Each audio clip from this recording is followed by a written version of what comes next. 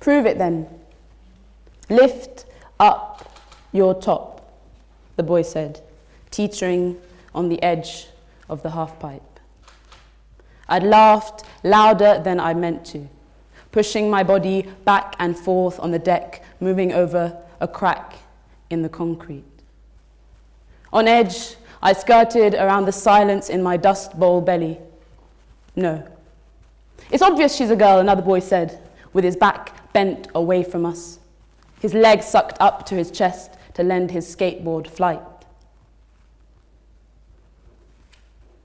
I pulled my t-shirt away from my chest, made excuses about mama and tea time, and walked down the path, leaving his words sticking to the air. I think of the boy who spoke for me then on hot evening tube rides, where long stares at my chest turned me into a blazing thumb jutting out amidst the well-shaped fingers.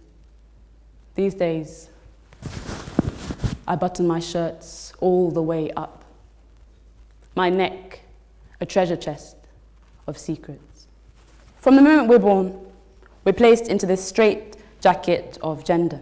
In fact, even before we're born, we're put into this unshifting category. Whether it's people asking, is it a girl or is it a boy when someone announces they're pregnant? Or the increasingly popular gender reveal parties that are apparently all the rage in the United States. It seems that the root of our lived experience is mainly derived from which box we tick on that form. Or really more accurately, which box is ticked for us on our behalf. The fact that you can describe or assign someone's gender without their consent before they can even speak is testament to two things. One, that our understanding of gender and sex are still entwined. And two, that we've rooted our understanding of selfhood in one aspect of physical characteristics, foregoing lots of different things that make us who we are, our experiences, our family, and lots of other categories. So first things first, how do we untie this knot that means gender and sex are entwined in our minds? It's important to understand that sex is linked to the body and points to the physical anatomy of your sex organs. Also, at this point, it's really important to know that sex is not actually a binary thing. Intersex people, for example, who are not often spoken about but do exist commonly all around the world, are those of us who have different sex organs that might mix up the male and female gender and genitalia or represent different kind of anatomies.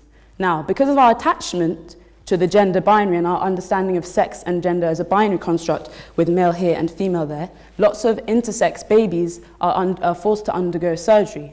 Being intersex is not a health problem, it's just a different way of being, and yet these babies are forced to undergo surgery supposedly to make their integration into society easier and to make their lives more comfortable. In reality, undergoing surgery as a young child without knowing why leads to confusion when you're growing up, it can lead to post-traumatic stress disorder, and also sterilization. So what we see is actually people who have perfectly fine bodies that are a threat to our status quo that are being changed because we're uncomfortable with what that difference might mean. Our commitment to maintaining a binary which is not consistently seen in nature points to my second fact, that in fact we are literally moving and shaping people's lives because of our commitment to gender as a construct. We're ruining people's bodies, their lives, and their hearts in the name of conformity. So the question is, how can we move beyond that? And why is it that we're forced to make meaning of what lies between our legs? I'm here to ask the question, what would it be like if we could live beyond gender? If we could explore ourselves more deeply whilst knowing that gender performance, gender presentation are acts, they're spaces that we can move in and out of freely as we please. I'd like to talk a little bit about my personal experience and why I'm here today. As a child growing up, I was often confused for a boy, and at the time that really kind of shocked me and also made me feel ashamed. I think someone else was talking about shame in one of their talks. And the thing that shame does, it makes you silent, it makes you hide the experiences that you're having. In reality, that shouldn't be the case, and it impacts how you feel comfortable in public spaces and it impacts the way you navigate it. Speaking on behalf of myself and other people in the queer community, intersex community, gender fluid communities, these microaggressions that we experience daily, for example, the thing I referred to in my performance at the beginning, these impact the way that we navigate public spaces. Trans femme people, for example, experience that to an even higher degree where they're actually experiencing violence, microaggressions, and systematic oppression. So this is why this subject is really important. I'm by no means saying that gender is a bad thing, that feeling comfortable in your body is a bad thing. It's fine if you want to carry out gender in the way that's been assigned to you, that's completely fine. However, when gender becomes a tyranny for those of us who play it out differently, who live it out slightly beyond the boxes, that's when we need to start thinking about who gender benefits, why it exists, and how we can move beyond it. I'd like to use one small example of a toilet scenario. So for lots of us, toilets, which are really simple things, can actually become sites of confusion. And also, just before I go on to that, I want to look at the idea of visibility versus invisibility. We have lots of conversations nowadays about the importance of visibility, the importance of representation. And of course, it's so important to see yourself reflected in society, to see yourself in adverts, to know that you are a viable member and that you can achieve what you want. However, invisibility is also a privilege. The fact that you can walk down the street without anyone double-taking, the fact that you can walk into a toilet without anyone questioning your presence is a privilege. And so where people who are genderqueer, gender fluid are hyper-visible, their shame is also invisible. So back to this toilet scenario. I was in the British Library going to the toilet, and there was a gender fluid person in the women's toilets. And a member of staff said, "Excuse me, miss, I don't mean to be rude, but are you a miss? Excuse me, miss, I don't mean to be rude. Excuse me, miss, I don't mean to be mean. Excuse me, miss, but are you a miss? Excuse me, miss, but are you a mister? Excuse me, miss, but are you a mistake? Excuse me, miss, but are you a mistake? Could you please take yourself out of this space? Excuse me, miss, but are you a miss is a kind of ironic, nonsensical, contradictory sentence. And yet, that person used that word to describe the other person because they didn't have the correct language. It's really important to think about how language shapes our thoughts, how language shapes the way we interact with other people. When we start to change the words we use, we in fact change the way that we see the world and the way that we interact with other people. So what world is it where someone can meet someone else and not have the right language to describe them?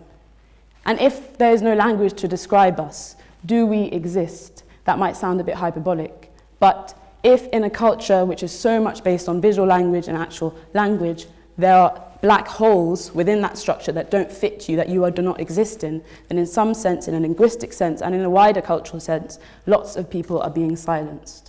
So the question is, how do we patch up that black hole, and how do we start to make amends to move in a space of gender equality, and then, in my view, beyond gender, so that we can live out our futures as well as we want to? There are a few examples of that in the English language, and I'll look at some other examples beyond that because I think it's always good to look to other examples for ways to go forward. So for example, they as a pronoun for people who do not fit either binaries is really useful. It's a very common thing, but it's kind of started to be used more commonly very recently. And I think it's really interesting to think about how all of us, and I include myself in this, still find ourselves tripping up on the idea of addressing someone with the term they.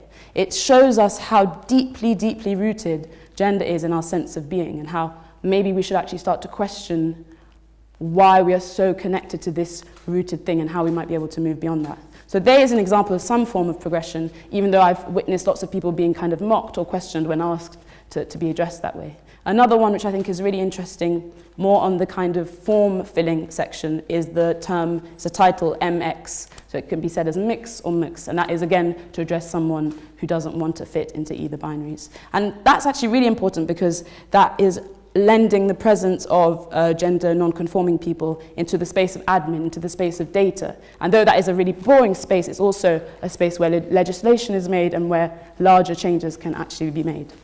So that's kind of the English language. I fell across a word in Tagalog, which is a Filipino language, and it was really interesting to see how gender neutrality is much more fluid in that language. So there is a sentence, which I'm just going to find here. Siya ay masaya means she is happy. Siya ay masaya also means he is happy. That sentence is obviously the same thing twice. What's important there is the happiness, not the gender of that person. Also, Finnish is also a language that has lots of gender-neutral pronouns, and you can actually have an entire conversation without relating to someone's gender. What a kind of freeing thing that might be able to be, to just have a conversation in the same way that you don't necessarily ask someone where they're from, what their parents do, and just to interact in that way. So those are examples of languages that kind of lend us a more elastic space to start expressing ourselves freely beyond the labels that we've got. I just want to talk a little bit about other cultures which have a much broader understanding of gender than the ones that we're currently living with, and also to think about the fact not all of this is new. I think some people for whom it's not a lived experience think, oh, all these new labels, all these new titles, this is so confusing. But the reality is that these different types of selfhoods are not new, we're just now finding ways to describe them. And for those of us who fit it, it's a liberation. It's not something being added on, it's literally you falling into language that is useful for you. So I'd like to talk a little bit about the Navajo tribe who existed with the Native Americans before European colonization. They have a term which is called Nadlihi, which directly translates as the one who is transformed, and it also means the two spirit. So this relates to people who have been known to inhabit the two spirits of male and female. Whilst there's still a gender binary there, we're still discussing male and female, there's more fluidity in that movement. What's also really interesting is that the custom was for children to be dressed gender neutrally up till the coming of age ceremony. I'm not sure what age that was, at which point the child could then decide which gender and which gender role they wanted to inhabit. So simple. Happened so many years before a kind of more Western, I would also say Christian ideology of a fixed gender came about. In the Navajo tribe as well, they actually had up to 5 genders. So I found that fact really interesting, just to think about how long ago that was and how simple a change it is, but quite an ideological shift for lots of us. So obviously, I'm not saying that gender doesn't exist. It does exist. The fact that women get paid less than men for doing exactly the same jobs means that we still need to tackle things along the lines of gender. Similarly, the fact that trans femme people or trans people overall are still experiencing oppression, daily violence, murders, means that we need to discuss these topics. Really, what I'm saying is not to get rid of gender altogether, to ask everyone in this room to take their gender and burn it, not at all. But it's to move into a space beyond gender where it becomes one of your attributes, and one that we do not assume when we meet someone else, because we have no idea what's going on inside them and how they feel about themselves. So we're not forcing genderlessness on anyone. And also, I'd just like to point out that when we start to expand our selfhoods, we start to expand the language that we use, when we recolonize our tongues with the words we need to shape the world we really want to live in, then the scope for other kinds of freedom is so, so much larger. If we start to free ourselves of this burden of gender, which is a burden for some and not for others, we can really expand. I'd like to end on a poem I wrote, which really speaks to what kind of world that might be able to shape. Dawn. In the cracks between dawn and awake, I imagine the kinds of world my children's children might frequent, what school they might frequent. Moss-covered buildings, housing teachers that know not to expel Kojo and chastise Jave. The corridors are safe way runways for kids who want to shimmy, slouch, or vogue their way to lunch. At break time, the children trade secrets on consent and the fact that bodies can only ever be owned by the souls renting space inside them, and that shame is a lost language spoken by the ones who came before. In history class, McWilliams tells the true story of Britain's past, blood red and unrepentant, opens windows onto lessons that will stand the future in good stead. My children's children walk home and kiss the trees in honor of their silent work, dance in reverence of the rain, and sing songs to Mother Earth. In the cracks between dawn and awake, I open my eyes to find my hands clasped in prayer. Thank you.